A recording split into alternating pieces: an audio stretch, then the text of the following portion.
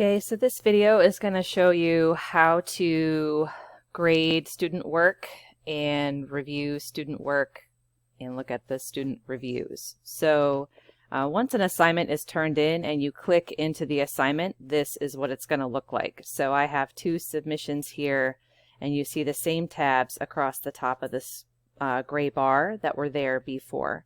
So if I want to grade the assignment, I want to go to the assignment inbox tab here, and I can come over here to the little grade feature, or I can simply open the assignment. Both are going to take you to the same place.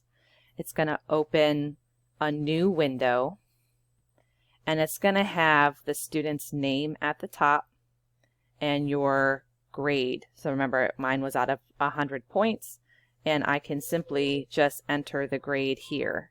I can also provide all kinds of feedback for my student here on the side. This is one way that the student can get feedback from you. Anything that you write in this window in the assignment inbox is not visible to anybody but the student. Even if the student is getting reviews from other students, they are their own copies of that paper. So it would be like you took it to the copy machine, made 4 copies, and distributed 3 other copies to other students. Okay, so also just a side note, you can view the other students from this little drop-down bar up here at the top. All right, so to do the grading, you just simply enter your score here. If you uploaded a rubric, I do believe that it shows either on the sidebar or up here, but I'm not 100% sure where. Okay, so this blue bar over here on the side is one way that you can provide feedback. So these are quick marks. These are pre-made comments that you can drag into the assignment. Or if you decide you didn't want it, you can trash it. You can also add additional comments by clicking on it. So notice it describes a little bit more about what the short version means. You can add information. You can change the font. You can even insert a link if you had a video you wanted them to watch about describing characters. You can do that too. So it's super easy. You can also create your own quick marks. So this was just an arbitrary set that was defaulted to this assignment. You can add to the set. You can also create your own set by going up here. Create your own set. You can select a different set. It's a pretty awesome feature, and it can make that grading feedback process much faster. This one is a voice comment, so if you click here, which I'm not going to do, you can record a voice comment. You can stop at any time. You can trash it. You can also write text here as well. Every time you get the same options, so bold, italics, underline, and link, so if you want them to watch that video. This is, oh, that's right, this is where the rubric would be attached if you provided one. They do provide one for you, and you can attach it to the assignment if you want. But you want to make sure that the one that you're using is appropriate. So if you want to create a rubric, you can. You can get one from a library. It's also a pretty cool feature to use. Let me see if I can get rid of it now. Oh, close. So these features are also live in the text itself, so I can just read the text. If I notice, oh, this is pretty awesome, I can just highlight it. I can click the check mark, which brings up that same dialog box as this check mark over here.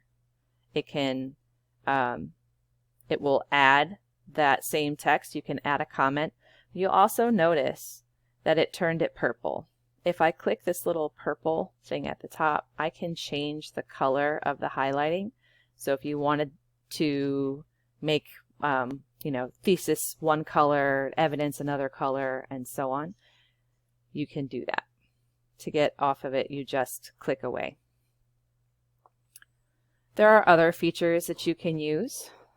You can provide a comment bubble. You can add your comment here. Again, you can change the color, you can add a link, you can do those same things. You can convert this to a quick mark. If you're discovering you're writing the same thing multiple times, you can create your own quick mark.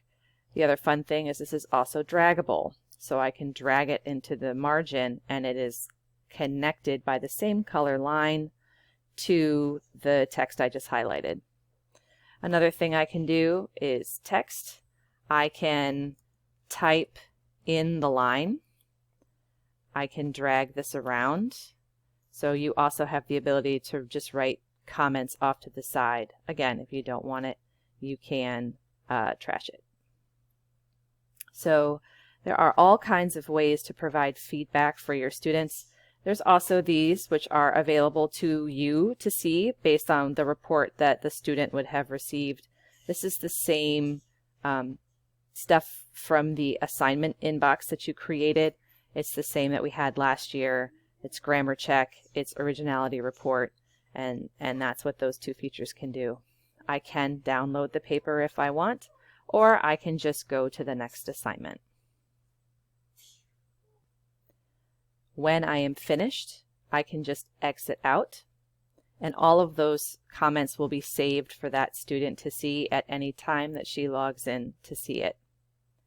I can also get the quick view here. The similarity report is 0%. Other options, I can download, I can delete her paper. I'm not really sure what the upload function would be for, but if she emailed me a paper, I guess I could submit it for her. I'm going to go ahead and do the peer mark part on a different video since this one's already long. So we'll take a look at peer mark next.